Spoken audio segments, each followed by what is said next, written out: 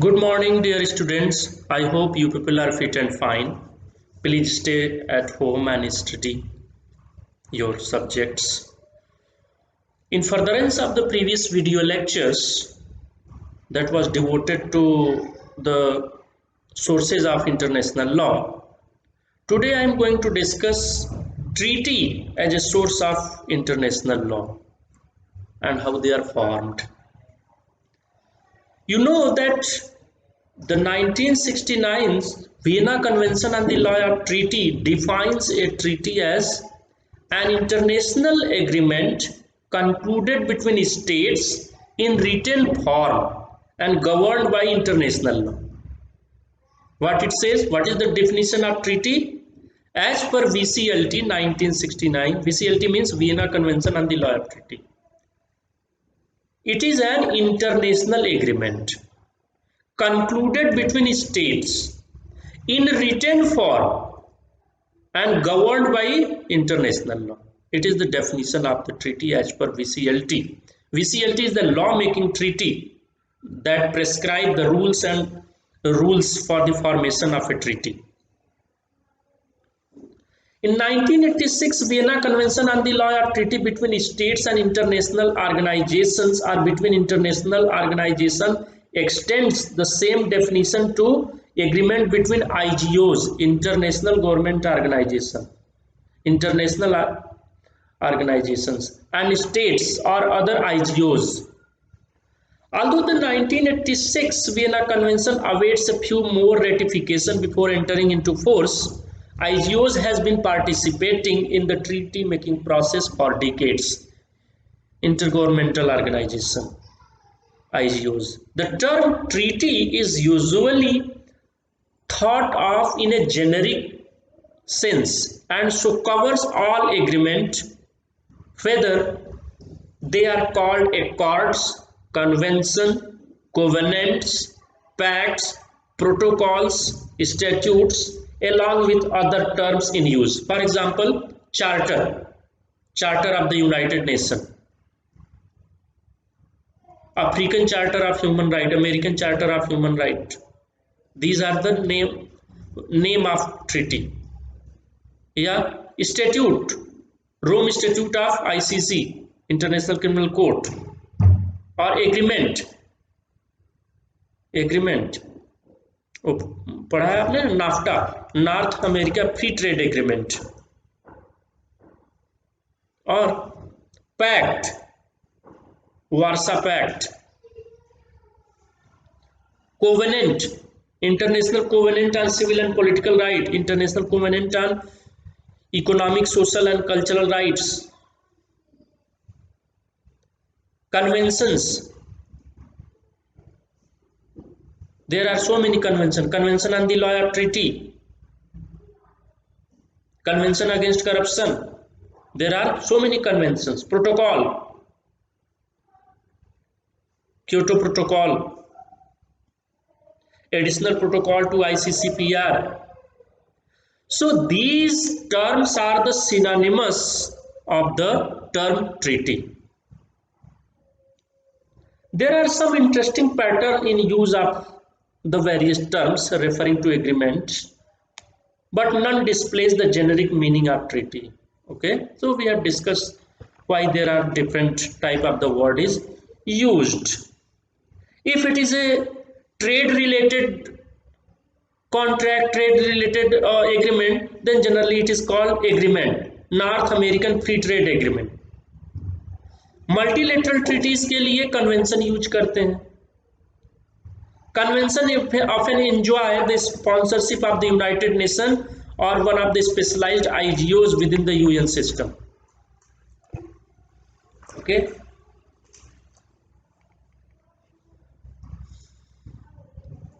इसी तरीके से है charter of the United Nation. So इनके नाम होने के कुछ डिफरेंट पर्पज हो सकते हैं, but they all are the synonymous of the term treaty. The relationship of treaty and customary law. You know that in modern times treaties generally codify the customary law. Treaty codify customary law, and when a treaty provisions for a long time practiced by majority of the states, then it also produce a customary law. For example, UN Declaration on Human Rights UDHR और UN Charter के कुछ provision, it has been practiced unanimously by the state. Therefore, certain provisions of the treaty sometimes emerge as a customary law. So they both have a essential relationship. So there is the interplay between treaty and customary law in the order. Traditionally, a hierarchical difference between treaty and custom has not existed. If the two should be in conflict, then the time rule applies. Suppose there is the conflict between customary law and treaty law, then time rule apply. The most recently developed rule law prevails over older one. The shift of an emphasis on treaty law is explained by its political popularity, not the inadequacy of customary law. At one time, customary law was general law for a Eurocentric world, while treaties were for bilateral agreements between two states requiring a specific rule, say for a border agreement. As mentioned before, since the World War II, there has been a sharp rise in the population of new states wanting treaty-making conferences that can provide these states with greater influence than otherwise would be the case. Gradually, treaties have come to be seen as more definite law, and when in conflict with customary law, are usually seen as possessing more authority. Now, what is the history and purpose of the treaty? The historical background and purpose, the formation of treaty is also a very important factor. The history of treaty has covered 3 millennia, and the purpose of treaties has remained essentially the same. During the 400-year-old history of the Society of States, treaties have allowed states to cooperate over an ever-expanding list of subjects, including security, trade, health, environment, terrorism, telecommunications, and much else.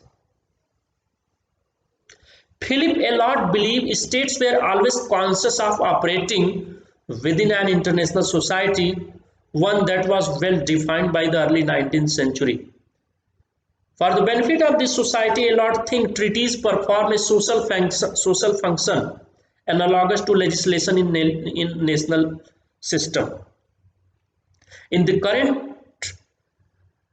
current time of rapid globalization, with its tightening interdependence among its actors, the reliance on treaties to guide deepening patterns of cooperation has grown in importance. Treaties are not just instruments for cooperation but can be tools for progress also. Although law can be a conservative force and used to protect the status quo, reform can be the purpose of treaties.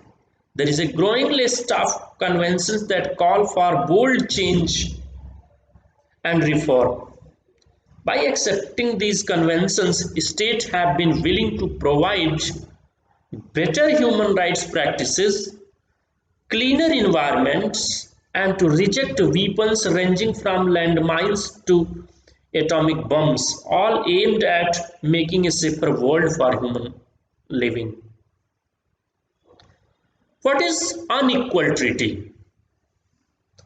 Although cooperation and progress have been the purpose of treaties, sometimes in history treaties have been used to preach a power relationship of the strong over the weak. Treaties made in this fashion have come to be called unequal treaties. This term is essentially a political one and not a legal concept. The sense of injustice caused by unequal treaties stings no less. At the conclusion of great wars, such as at the end of Napoleonic Wars and the First and Second World Wars, when the dust settled and the winners and losers became clear, the treaties ending the wars appear to have confirmed new international orders. When wars were seen as a normal and as legal policy options, treaties that confirmed the loser's position seemed appropriate and were a natural element of war-making system. A major drawback is that treaties accepted under duress may set the stage for later problem. And best example is as given by E.H. Carr that on the eve of Second World War. He looked back at the 1919 Versailles Treaty that forced on Germany and concluded that this unwise act contributed to German rearmament and its repudiation of the Versailles Treaty.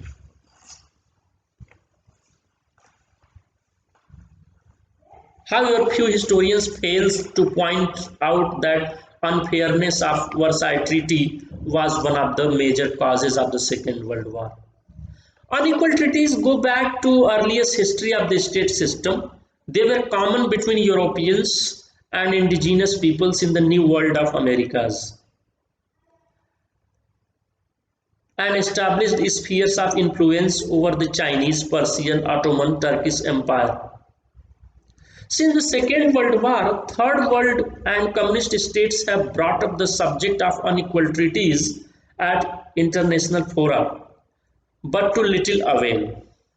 Western states have insisted that this problem is political in nature and not legal. The 1969 Vienna Convention on the Law of Treaties seems to reflect the Western point of view because it omits the subject of unequal treaties. Consequently, there is no clear legal redress as in municipal law, where a private contract can be invalidated if signed under duress. J.L. Brierley calls this situation a grave defect of international law and advocates full consent by all parties to a treaty. Unequal treaties have not been a prominent issue in recent years. This good result may have come about in part because of the accumulated wisdom that unfair terms will lead to instability in the future. Also, war is no longer a legal policy option under the UN Charter except in self-defense. So the opportunity to impose asymmetrical terms in a treaty is less available. For this reason, Louis Henkin believes that the UN Charter leans toward requiring the full consent of all parties signing a treaty. Finally, the trend toward multi-state conference diplomacy with a large number of states taking part allows weaker states to use their numbers to offset the major powers' influence, including that the United States as the world's only remaining superpower. The breadth of the treaties, next point. Treaty, like other sources of international law, can be conceptualized as universal treaty, general and particular treaty. Universal obligations involve fundamental norms or principles that are binding rules for all states, whether a given state has ratified a universal type of treaty or not. For example, UN Charter has universal character. For instance, the deeply invested norm of non-aggression applies to every state, and the UN Charter embodies rules about force that reflect this norm of non-aggression. The Charter applies not only to its members, that ratifying state, but is also valid as customary law for the handful of small states that have not joined United Nations, as already mentioned. Further bolstering the universality of the Charter is its Article 103, which makes clear that if a treaty of any kind conflicts with the Charter will prevail. So it is a major provision. General treaties, another point. General treaties are multi-party treaties usually involving a large number of states drawn from all regions of the world. A general treaty is likely the product of a conference attended by diplomats from a wide range of countries and even the representatives of IGOs and NGOs. Such a conference is more democratic than a process that allows great powers to dictate rules within a small pool of states. In practice, general treaties sometimes move towards universal status. Additional states may accede to the treaty or its terms may extend to non-ratifying states as a customary rule. Now, what are the stages of the treaty? Stages of treaty. A formal process exists for creating the written law of treaties, a process that may take many years. Almost a decade was needed before the 1982 United Nations Law of Sea was ready for ratification, and it was 1994 before enough states ratified so the treaty could enter into force. The first stage of the treaty is negotiation. This step is essentially a politically bargaining process where the two foreign offices are constructing a bilateral treaty or an international conference is turning out a multilateral convention. Sometimes states exchange travaux preparatory works, or working papers that will establish each side's position and help set an agenda before a meeting takes place. Next stage is signature.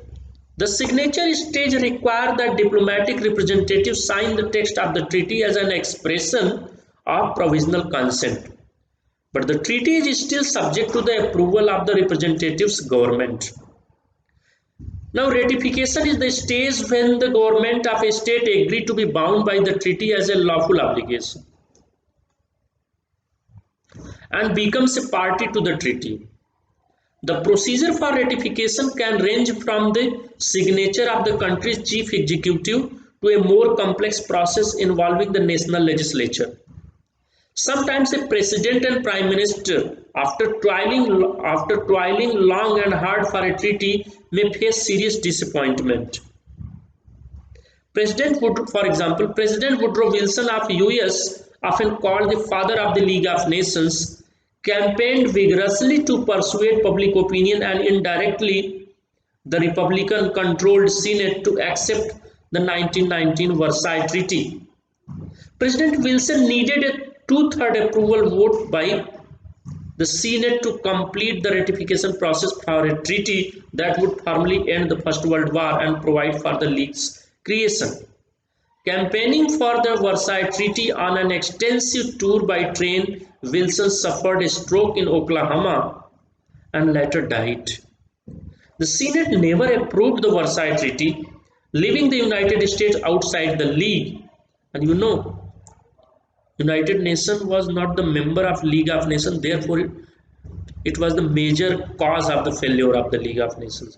When a treaty is ratified, a state sends its instrument of ratification to the states serving as the depository or keeper of records. Treaties also have to be registered with the United Nations and at an earlier time with the League of Nations. At the time of signature or ratification, a state may insist on a reservation about one or more articles of a treaty. In such a case, a state is saying it will be bound by all articles of the treaty except for those articles it finds objectionable.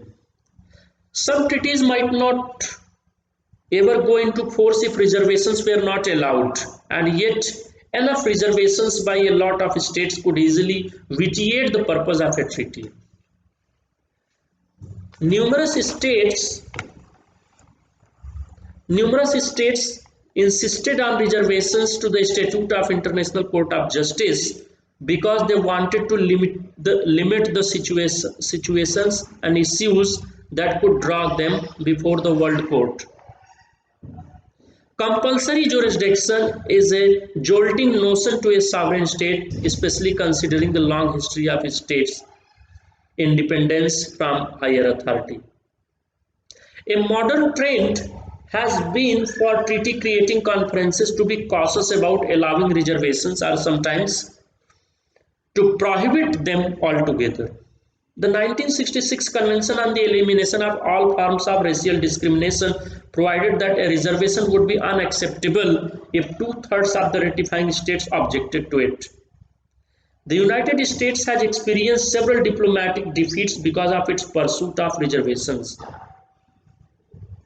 The United States has failed to ratify the 1982 Law of Sea Convention, the 1997 Landmine Treaty, and the 1998 Statute creating International Criminal Court because its proposed reservations were seen as undermining the basic purpose of these treaties.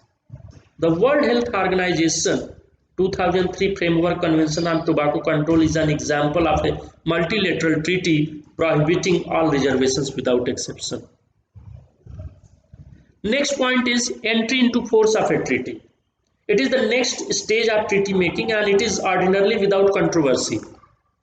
Treaties normally make clear the conditions under which they enter into force as international law for the ratifying states. Usually a prescribed minimum number of ratifications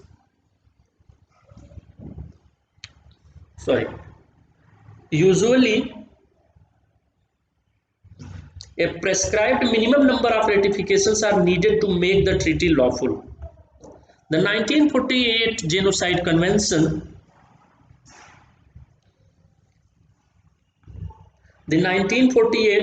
Genocide Convention specified 20 state ratification to make the treaty lawful. The 1982 Law of Sea Convention required 60 states ratifications, and 1969 Vienna Convention on the Law of Treaties needed 35 ratifications of the states. The last major stage for a treaty is registration. Although states can still choose one of their ranks as depository, Article 102 of the Charter requires additionally that all treaties be registered with the United Nations and made public. This practice started with Article 18 of the League's Covenant, which says no treaty can be considered binding until registration with the League takes place. The UN Charter requirement is not as strict since it permits a non-registered treaty to apply its rules without registration, but such a treaty cannot be used before any agency of the United Nations, including the International Court of Justice. Both the League and UN requirements reflect the influence of President Wilson, who called for treaties to be arrived at openly, believing that such public diplomacy would contribute to peace. His call for openness was an early example of transparency, which the global governance process of today tries to apply as a standard. Finally, the stage of treaty making presented here are the bare bones of what can be a much more complex and formal process. A UN source lists 23 separate treaty actions or stages and makes no promise that its list is exhaustive. The hard work of negotiating treaties is basic to the problem of creating law without a central government or world government. The story of treaties does not end with their creation, however. After a treaty enters into force, additional states, through an act of accession, can sign and ratify the treaty at a later date. Most members of United Nations obviously have ratified the UN Charter long after its founding date of 1945 in San Francisco. Treaties often provide for an amendment which might call for a general revision of a treaty or change in only one or two articles. Another post-ratification development is the invalidity of treaties, which can occur but is rare. The Vienna Convention on the Law of Treaties provide that a treaty may become invalid for one or more signatories if a state's internal law for approving treaties was not followed. If a state representative exceeded authority in committing the state to the agreement, if an error occurred, as when incorrect map is used to set a boundary line, if one state tricks another into ratifying by fraud or persuaded by bribes, or if the representative of his or her state is threatened with force. So these are the stages of the formation of a treaty. Thank you for listening this video lecture. I will continue in next lecture. Thank you very much.